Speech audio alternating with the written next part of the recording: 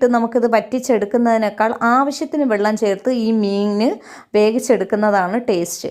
അപ്പോൾ ചിലർ കുറേ അധികം വെള്ളം ചേർത്തിട്ട് മീനിനെ ഇട്ട് തീയൊക്കെ കൂട്ടിയിട്ട് ഒന്ന് വറ്റിച്ചെടുക്കുകയാണ് പതിവ്.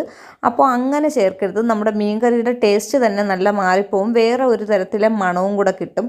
അപ്പോൾ ഞാൻ ഇതിൽ ആവശ്യത്തിന് വെള്ളം ചേർത്ത് പുളിയുടെ അളവൊക്കെ നോക്കിയതിന് ശേഷം ഉപ്പും കൂടെ ചേർത്ത് കൊടുക്കുക.